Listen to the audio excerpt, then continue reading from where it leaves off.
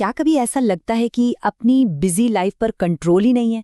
तो आज हम मरियम सालपेटर की किताब से समझेंगे कि कैसे अपने टाइम को मैनेज करके हर दिन को पूरी तरह से जी सकते हैं। ये फीलिंग तो बहुत कॉमन है ना? कि दिन तो निकल गया पर काम तो वहीं का वहीं है। अगर हमेशा बस कैचअप करने की दौड़ लगी रहती है तो समझिए आज इसी प्रॉब्लम का सॉल्यूशन ढूंढने वाले हैं। अच्छा, इस किताब का जो कोर प्रॉमिस है ना, वो एक बहुत ही पावरफुल आइडिया है। वो ये कि ऑर्गेनाइज्ड लोग पैदा नहीं होते, वो बनते हैं। ये कोई इनबॉर्न टैलेंट नहीं है, बल्कि एक स्किल है। और इसका मतलब क्या हुआ? इसका मतलब ये हुआ कि इसे कोई भी सीख सकता है, कोई भी इसमें मास्टर बन सकता है। तो सबसे पहला स्टेप है ये मानना कि ये जो ओवरवेल्म वाली फीलिंग है ना, वो रियल है और इसे सिर्फ ज्यादा मेहनत करके नहीं बल्कि स्मार्ट स्ट्रैटेजीज अपनाकर ही हैंडल किया जा सकता है। तो सॉल्यूशन क्या है? सिंपल है, दिन शुरू होने से पहले ही जीत की तैयारी करना। कहते हैं ना, एक सक्सेसफुल दिन की फाउंडेशन हमेशा एक रात पहले रखी जाती है। अब ये सुनने में शायद बहुत सिंपल लगे, है ना?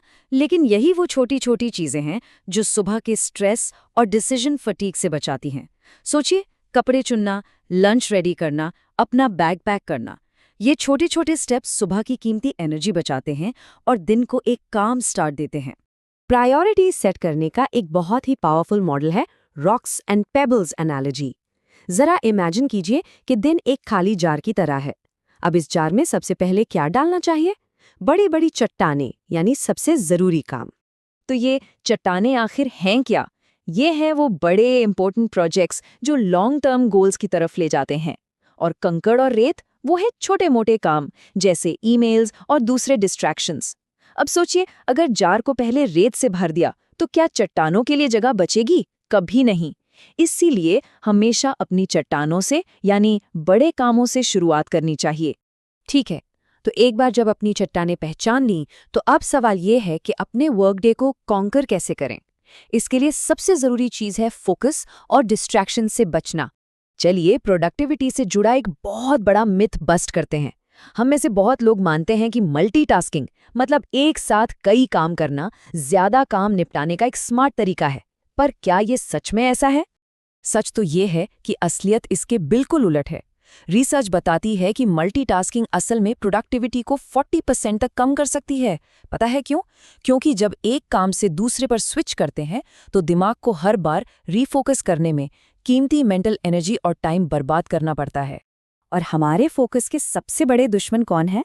फोन नोटिफिकेशंस, बिना शेड्यूल के ब्रेक्स, कॉलीग्स के इंटरप्शंस और हाँ, इंटरनेट का ब्लैक होल। तो फोकस बनाए रखने का सीक्रेट क्या है? इन्हें पहचानना और इन्हें रोकने के लिए एक प्लान बनाना। और जानते हैं, यही सेम प्रिंसिपल्स जॉब सर्च जैसे स्ट्रेसफुल काम पर भी लागू होते हैं।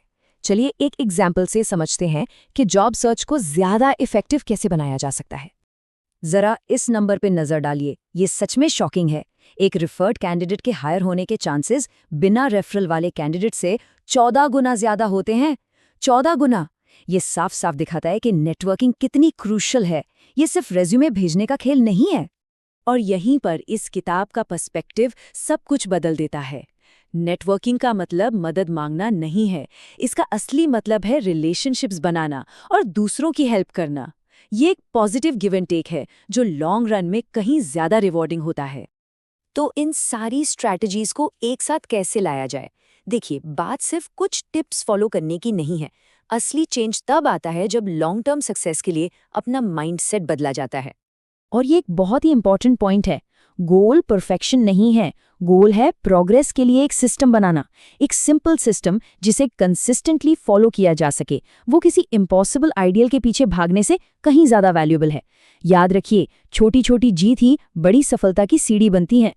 और आखिर में नॉर्टन जेस्टर की किताब द फैंटम टोलबूथ से इंस्पायर्ड एक सवाल।